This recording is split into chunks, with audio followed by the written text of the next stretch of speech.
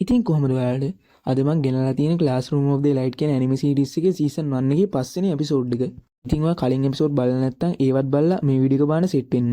එහෙනම් වැඩි කතා නැතුව අපි යමු වීඩියෝ එකට. ඉතින් scene එක පටන් ගද්දිම අපිට වෙන්නන්නේ අයනකෝජිවයි සකුරවයි කුෂිඩවයි.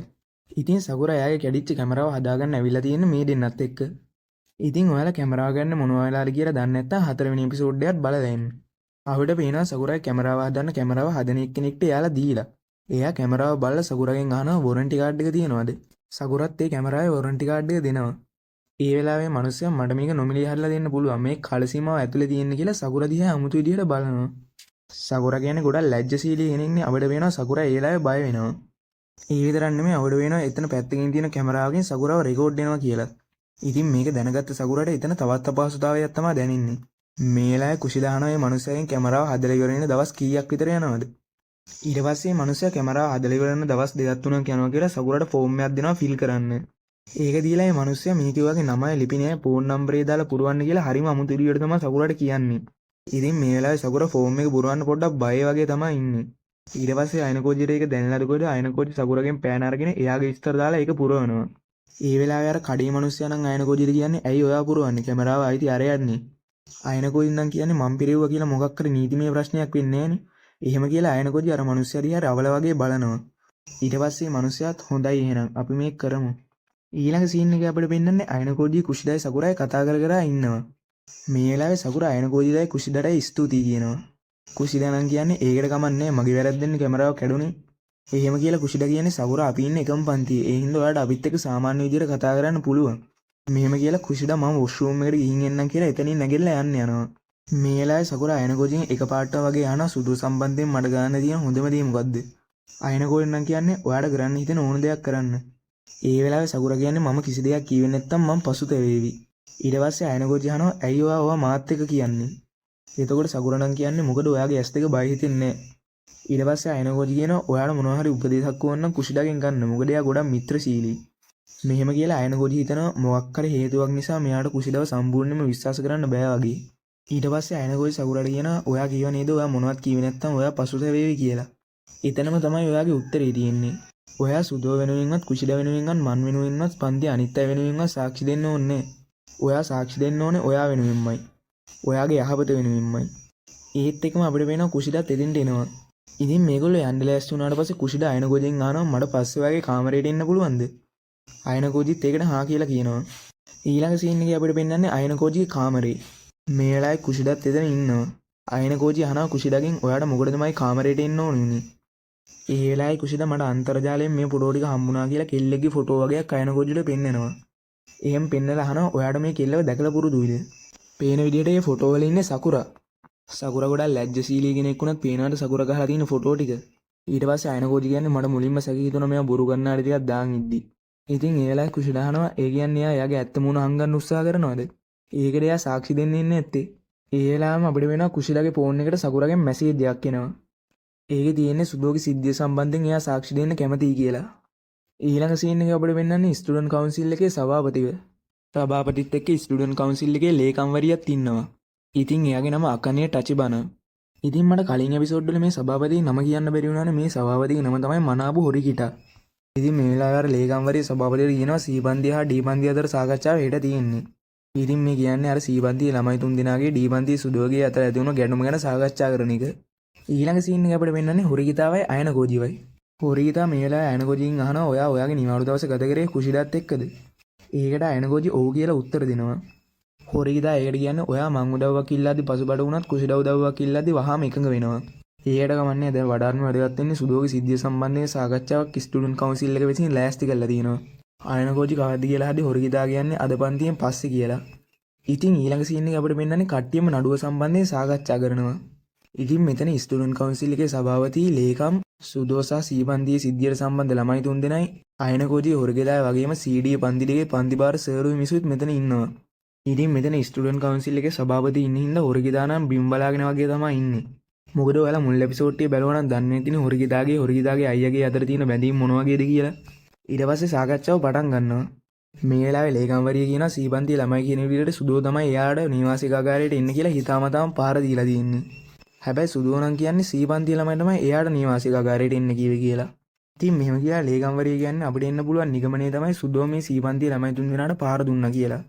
මොකද මෙහෙම කියන්නේ සීපන්තිය ළමයින්ගේ ගොඩක් තුවාල තියෙන හින්දා. ඒ වෙලාවේ සුදෝට මල පැනලා නැගිටලා කියනවා මම නෙමෙයි මේක පටන් ගත්තේ. මෙයාලා තමයි ඒක පටන් ගත්තේ. අනික මම මෙයාලට පාර දුන්නා කියලා මට මතක නෑ. මං කරේ මාව ආරක්ෂා කරගත්ත එක විතරයි. අපිට පේනවා සභාපති ඉන්න හොරගිතාට මේ නඩුව ගැන අවධානය ගිලිහිලා වගේ. මේ වෙලාවේ ලේකම් කියන්නේ කරුණාකරලා නිශ්ශබ්දව වාඩි වෙන්න. මොනවත් වාචික සාක්ෂි නැත්නම් අපිට මේ උපකල්පනයේ යටතේ ඉදිරියට යන්න සිද්ධ වෙනවා. ඉතින් මේ කියන්නේ කවුරුන් මොනවත් සාක්ෂියක් දුන්නේ නැත්නම් අපිට හිතන්න වෙන්නේ සුදෝ මේ පන්ති ළමයිට ගැහුවා කියලා කියන එක. ඉතින් මේ කියලා තවදුරටත් කියන්නේ සුදෝගේ තුවාල නැති හින්දායි සීපන්තියේ කොල්ල තුන් දෙනාගේ තුවාල වැඩි හින්දා අපිට මේ උපකල්පනයේ යටතේ ඉදිරියට යන්න පුළුවන් කියලා. ඒ වෙලාවේ අයනකොජි හොරගිතා දිහා බලලා අපිට පේනවා හොරගිතාගේ අවධානය ගිලිහිලා හින්දා එයාගේ අවධානය යථා තත්ත්වයට ගන්න හොරගිතාට කිති කවනවා. එහෙම කිති කවලා අයනකොජි හොරගිතාට කියන්නේ ඔයා සටන් කරේ නැත්නම් අපි පරදිනවා. අපිට පේනවා මේ වෙලාවේ හොරගිතාගේ අවධානය ආපහු නඩුව වෙතට එනවා. ඊට පස්සේ හොරගිතා සාක්ෂිකරුවන්ගෙන් ප්‍රශ්න කරන්න සභාපතිගෙන් ඉල්ලනවා. සභාපතිත් ඒකට එකඟ වෙනවා. මේ වෙලාවේ හොරගිතා එක කොල්ලෙක්ගෙන් අහනවා සුදෝයාට කතා කරේ මොන වෙලාවේද? ඒ වෙලාවේ කොල්ලා කියන්නේ පුහුණුවෙන් ඉවර වුණාට පස්සේ සුදෝ මට ඔයත් එක්ක ටිකක් කතා කරන්න ඕනේ කියලා කිව්වා කියලා. ඊට පස්සේ හොරගිතා අහනවා ඔයත් එක්ක ඉතිසාගේ මොනවද කරේ? මොකද එයා පැසිපන්දු ගණ්ඩායි මේ නෑනේ. ඊටකොට අර කොල්ලා නම් කියන්නේ එයාව මං එක්කන් ආවේ මගේ ආරක්ෂාවට. හැමෝම දන්නවනේ සුදෝ කියන්නේ මොන වගේ භයානක කෙනෙක්ද කියලා. ඊට පස්සේ හොරගිතා කියන්නේ අපි අහලා තියෙන විදිහට ඉතිසාක් කියන්නේ මධ්‍යම පස්සලේ ප්‍රබල සටන්කාමියෙක් කියලා කීර්තියක් ලැබුව කෙනෙක්. ඉතින් ඒ වගේ කෙනෙක් ඔයාලත් එක්ක ඉද්දිත් ඔයා කොහොමද ඔච්චර ගුටි කෑවේ? ඒ වෙලාවේ අර කොල්ලා කියන්නේ මොකද අපි යාට ගහන්න ගියේ නැති හින්දා. ඊට පස්සේ හොරගිතා හරි මුළු රණ්ඩුවම දැකපු ශිෂ්‍යයෙක් ඉන්නවා කියලා සකුරාව එතෙන්ට ගෙන්නනවා. සකුරා එතෙන්ට ආවට පස්සේ සකුරා බයෙන් වගේ කියනවා මං දැක්ක මුලින්ම සීපන්තිය ළමයි සුදුවට පහර දුන්නේ. සකුරා මෙහෙම බයෙන් ඉන්න මොකද යා මිනිසුන්ට මූණ දෙන්න කැමති නැති බොහොම ලැජ්ජාශීලී කෙනෙක්නේ. ඒ වෙලාවේ සීපන්තියේ පන්තිබාර සගගාමී සර් කියන්නේ ඔයා රණ්ඩුව දැක්ක කියන්නේ නැත්තම් නම් ඒවා මුලින්ම මෙතෙන්ට සාක්ෂි දෙන්න ආවේ නැත්තේ. එහෙම කියලා තවදුරටත් මේ සර් කියන්නේ සකුරා ඔයාට ඔයාගේ පන්තියේ ළමයි සුදුවගේ සිද්ධිය සම්බන්ධයෙන් බොරු කියන්නේ කියලා බල කරනවද? හොරගිතා නම් ඒකට කියන්නේ සකුරා මෙතන ඉන්න එකෙන් ඔප්පු වෙන්නේ යා මුළු සිද්ධියම දැකලා තියෙනවා කියලා. එයා එතන හිටියේ නැත්තම් අපි ඉල්ලද්දී යා සාක්ෂි දෙන්න මෙතෙන්ට එන්නේ නැති වෙයි. අපිට කාව හරි ලාව බොරු කියවන්න ඕන නම් ඇයි අපි ඒකට සකුරාව තෝරගන්නේ? ඊට වඩා හොඳ කෙනෙක් අපිට තෝරගන්න පුළුවන් නේ. ඒ වෙලාවේ සීපන්තියේ පන්තිබාර සර් කියන්නේ සමහර විට ඔයාලා ගැන තියෙන විශ්වාසය වැඩි කරව ගන්න මේ වගේ කෙනෙක් ඔයාලා පාවිච්චි කරන්නේ නැති. පන්තියේ ඉන්න දුර්වල අයගෙන් ප්‍රයෝජන ගන්න එක නවත්තන්න. හොරගිතා නම් කියන්නේ අපි එහෙම දෙයක් කරේ නෑ කියලා. ඒ වෙලාවේ සීපන්තියේ පන්තිබාර සර් සකුරා පෙන්නලා බලන්නකො මෙයා වේවුලන හැටි. ඒ වෙලාවේ සකුරා ඉන්න මම එතන හිටියා කියලා සාක්ෂි මංගාව තියනවා කියලා යාගාව තිබ්බ චිප් එක මේ කට්ටියට දෙනවා. ඉතින් මෙයාලා ඒ හෝල් එකේ තියෙන ජනෙල් එහෙම ඔක්කොම ටික වහලා මේ පින්තූර ටික බලන්න ගන්නවා. ඉතින් එතන තියෙන සකුරා නේවාසිකාගාරයේ ගහ ෆොටෝ වගේක්. ඉතින් සුදෝගේ සීපන්තියේ ළමයිගේ සිද්ධිය වුණෙත් නේවාසිකාගාරේ. ඉතින් සකුරා කියන්නේ සුදෝගේ සිද්ධිය වුණ දිනේ මේ ෆොටෝ වල තියෙන දිනේ සමානයි. ඉතින් ඒකෙන් ඔප්පු වෙනවා නේද මං මේ සිද්ධිය වුණ වෙලාවේ නේවාසිකාගාරේ හිටියා කියලා. ඒ වෙලාවේ සීපන්තියේ පන්තිබාර සර් කියන්නේ ඩිජිටල් කැමරාවකින් ගන්න ෆොටෝ වල දිනේ ලේසියෙන්ම වෙනස් කරන්න පුළුවන්. ඒ වෙලාවේ ශිෂ්‍ය සංගමේ සභාපති කියන්නේ පොඩ්ඩක් ඉන්න සගගාමී සර්. ඒත් මේ ෆොටෝ එක වෙනස්. ඉතින් ඒ ෆොටෝ එකේ තියෙන්නේ සකුරා ගහපු සෙල්ෆියක්. ඒ සෙල්ෆියට සීපන්තියේ ළමයිගේ සුදෝගේ වලියත් අහුවෙලා කියලා අපිට පේනවා. ඒ වෙලාවේ සකුරා කියනවා මං හිතනවා දැන් ඔයාලට විශ්වාසය ඇති මම මේ සිද්ධිය වෙලාවේ නිවාසිකාගාරේ හිටියා කියලා. එතකොට සීපන්තියේ පන්තිබාර සර් නම් කියන්නේ ඔයා එතන හිටියා කියලා අපි පිළිගන්නම්. හැබැයි අපිට කියන්න බෑ කවුද මේ වලිය මුලින්ම පටන් ගත්තේ කියලා. සීපන්තියේ ළමයිනුත් මේ සිද්ධියට සම්බන්ධයක් තියෙනවා කියලා අපිට පේනවා. ඉතින් අපි සුදුවට සති දෙකක අත්විඳීමකුයි සීපන්තියේ ළමයිට සතියක අත්විඳීමකුයි දුන්නොත් කොහොමද? දඩුවම් කරපු කාලය තීරණය වෙන්නේ යාළුවට කරපු හානිය වෙනස මත.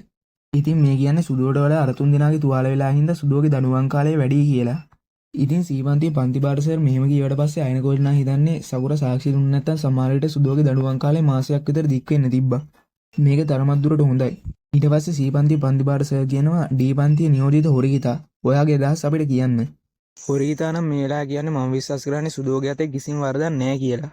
මොකද මේකව හිතනවා වගේ සිද්ධ වුණ අහමු සිදුවීමක් නෙමෙයි. මේක සීපන්තියේ ළමයි විසින් ප්ලෑන් කරපු එකක්. මේ සිද්ධිය සම්බන්ධයෙන් මම සුදුවගේ සම්පූර්ණ නිර්දෝෂීභාවය ප්‍රකාශ කරනවා. මේ වෙලාවේ සීපන්තියේ පන්තිබාර සර් කියන්නේ හිතාමතාම සැලසුම් කරන ලද්ද මොනතරම් විහිළුවක්ද. ඊට පස්සේ හොරගිතා කියන්නේ සාක්ෂිකරු සාක්ෂි දුන්න විදියට සුදුව කියන්නේ වරදකාරයෙක් නෙමෙයි. කරුණාකරලා ඔයාලගේ විනිශ්චය ඔයාලා හරි විදියට දෙන්න. ඒ වෙලාවේ සභාපතිතුමා මං හිතුව විදියට මේ කාලේ නාස්ති කිරීමක්. ඔයාලා කියන හැමදේම සම්පූර්ණයෙන්ම විරුද්ධයි. ඒ කියන්නේ එක පැත්තක් බොරු සාක්ෂි දෙනවා. මම සීපන්තියෙන් එක දෙයක් අහන්නම්. ඔයාලා ඇත්තම සාක්ෂිද දෙන්නේ? ඒකට සීපන්තිය ඔව් කියනවා. ඉතින් මේ ප්‍රශ්නෙම සභාපති ඩී පන්තියනොත් අහනවා. ඩී පන්තියත් කියන්නේ අපි දෙන සාක්ෂිය ඇත්ත කියලා. ඊට පස්සේ සභාපතිතුමා කියනවා එහෙනම් මං අද හවස 4ට මගේ තීරණය දෙන්නම්. ඔයාලගෙන් එක පිළක් ඇත්තටම තමන් කියන බොරු කියලා පිළිගත්තොත් මම මේ නඩුව ඉවර කරනවා.